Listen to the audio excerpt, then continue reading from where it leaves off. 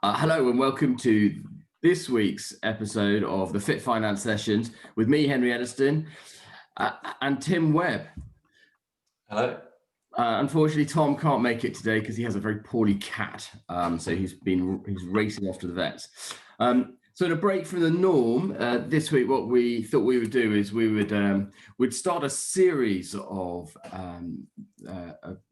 talks, just breaking down the fundamentals, the building blocks of what we use and what we try to do to help our clients.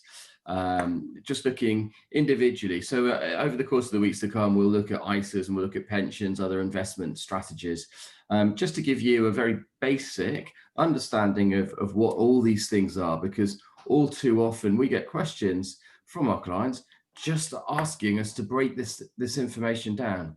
So today, as a sort of an opening gambit, we're going to talk about what is financial planning. It is, after all, what Tim and I both purport to do. It's hopefully what you as clients are expecting from us. And so I think it's important that you've got a really clear understanding of what financial planning is. And with that great introduction, Tim, what is financial planning? What is financial planning? Well, yeah, I mean, it's probably one of the most common questions I get asked, and particularly the difference between financial planning and financial advice. But conceptually, I suppose at a top level, it's just the idea of making decisions today for your medium and longer term financial future. And in the context of having an advisor, it's making sure that that is a proactive relationship, and it's not sort of a one piece in time or one sort of moment in time piece of advice or work, whatever it might be. You think, right, I'll just set these little actions in motion and then that's it, hands off, and just sort of let it run its course. It's about making sure that you're reviewing that consistently and just having a plan for the future.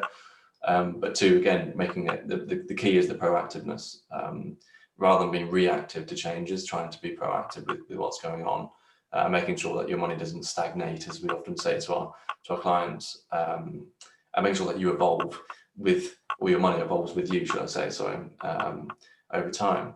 So, I mean, just to put an example behind that, I think it was 2018 or 19, something like that.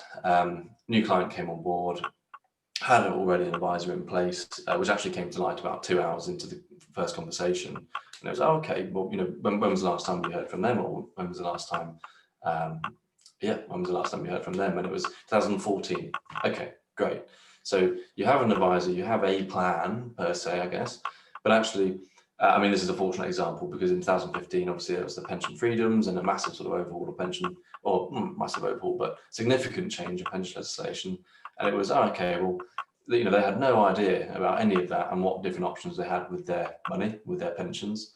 But that was a massive, massive turning point, which they should have been made aware of. But because it wasn't proactive, because it wasn't, an ongoing thing that they had with their advisor, they were just left in the dark. So yeah, that's sort of the dangers of not getting it right, I suppose, and not having these things in place.